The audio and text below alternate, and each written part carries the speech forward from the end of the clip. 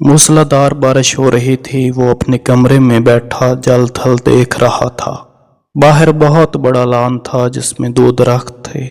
इनके सब्ज पत्ते बारिश में नहा रहे थे। इसको महसूस हुआ कि वो पानी की इस यूरिश से खुश होकर नाच रहे हैं। उधर टेलीफोन का एक खंभा गड़ा था। इसके फ्लैट के ऐन सामने ये भी बड़ा मसरूर नजर आता था। हालांकि इसकी मसरत की कोई वजह मालूम नहीं होती थी। इस बेजान शय को भला मसरूर क्या होना था, लेकिन तनवीर ने, जो कि बहुत मगमूम था, यहीं से महसूस किया कि इसके आसपास जो भी शय है खुशी से नाच रही है। सावन गुजर चुका था और बरान रहमत नहीं हुई थी। लोगों ने मस्जिदों में इकट्ठे होकर दुआएं मांगी, मगर कोई नतीजा बरामद ना हुआ। बादल आते और जाते रहे, मगर इनके थनों से पानी का एक कतरा भी ना टपका।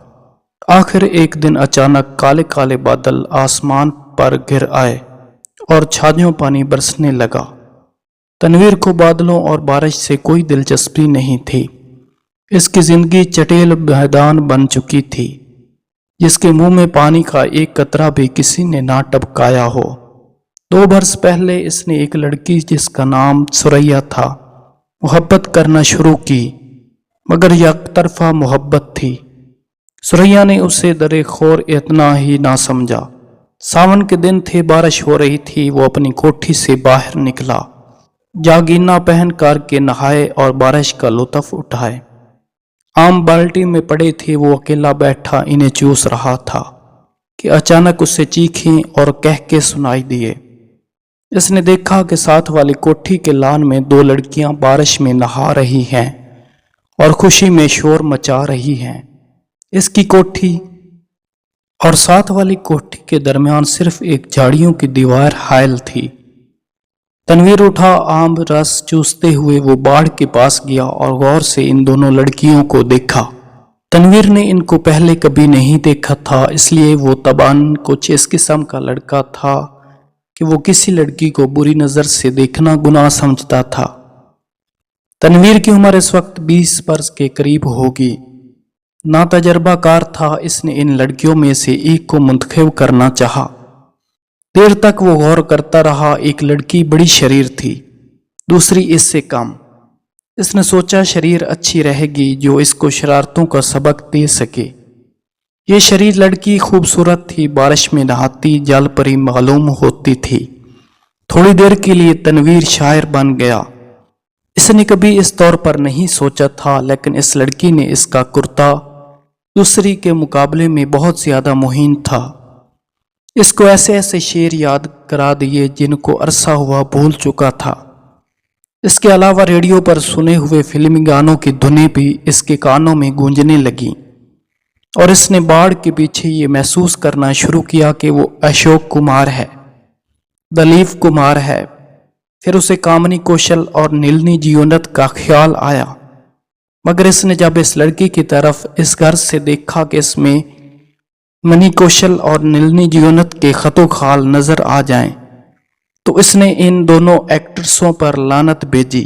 वो इनसे कहीं ज्यादा हसीन थी। तनवीर ने आम चूसने बंद कर दिए और इस लड़की से, जिसका नाम परवीन था, इश्क लड़ाना शुरू कर दिया।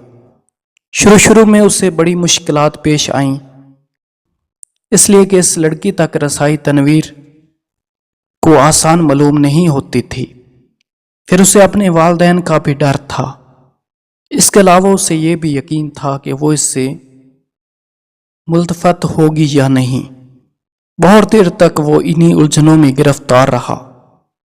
रातें जागता, झाड़ियों की पुस्त कद झाड़ के पास जाता, मगर वो नजर ना आती। घंटों वहां खड़ा रहता और वो बारिश वाला मंजर जो इसने देखा था आंखें बंद करके जहन में दुहराता रहता। बहुत दिनों के बाद आखिर इसको एक रोज इससे मुलाकात का मौका मिल गया। वो अपने बाप की कार में घर के किसी काम की गर्ज से जा रहा था कि परवीन से इसकी मतभेड़ हो गई। वो कार स्टार्ट कर चुका था कि साथ वाली कोठी में से तनवीर के ख्वाबों की शहजादी निकली। इसने हाथ से इशारा किया कि वो मोटर रोक ले। तनवीर घबरा गया। हर आशिक ऐसे मौकों पर घबरा ही जाया करता है। इसने मोटर कुछ ऐसे बैंडे आवाज में रोकी कि इसको जबरदस्त धचका लगा। इसका सर जोर से स्टीयरिंग व्हील के साथ टकराया, मगर इस वक्त वो शराब के नशे से ज्यादा मखमूर था। इसको इसकी महबूबा ने खुद मुखातिब किया था। परवीन के होठों पर गहरे सुर्ख रंग की लिपस्टिक थपी हुई थी। इसने सुर्ख मुस्कुराहट से कहा, माफ फरमाइएगा, मैंने आपको तकलीफ दी। बारिश हो रही है, तांगा इस दूर दराज जगह मिलना मुहाल है और मुझे एक जरूरी काम से जाना था। आप मेरे हमसाए हैं, इसलिए आपको ये जहमत दी। तनवीर ने कहा, जहमत का क्या सवाल पैदा होता है। मैं तो इसकी जबान लड़खड़ा गई। आपसे मेरा तारफ तो नहीं, लेकिन आपको एक बार देखा था। परवीन अपनी सुर्ख मुस्कुराहटों के साथ कार में बैठ गई और तनवीर से पूछा, आपने कब देखा था। तनवीर ने जवाब दिया, आपकी कोठी के लान में, जब आप और आपके साथ एक लड़की बारिश में नहा रही थी। परवीन ने अपने गहरे सुर्ख लबों में से चीख नुमा आवाज निकाली, हाय, आप देख रहे थे। ये गुस्ताखी मैंने जरूर की, इसके लिए माफी चाहता हूं। परवीन ने एक अदा के साथ इससे पूछा, आपने क्या देखा था।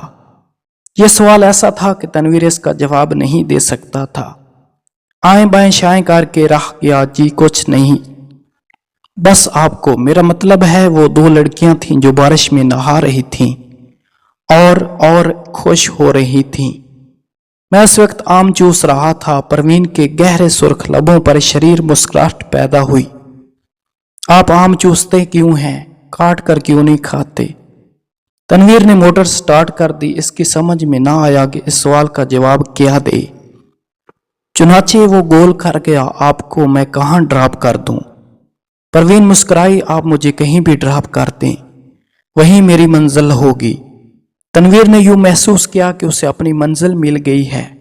लड़की जो उसके पहलू में बैठी अब इसी की है। बारिश हो रही थी, मौसम बहुत खुशगवार था। इसने काफी देर सोचा। मोटर की रफ्तार इसके ख्यालात के साथ तेज होती गई। आखिर इसने एक जगह उसे रोक लिया। इसने कहा, आपको कहां जाना है।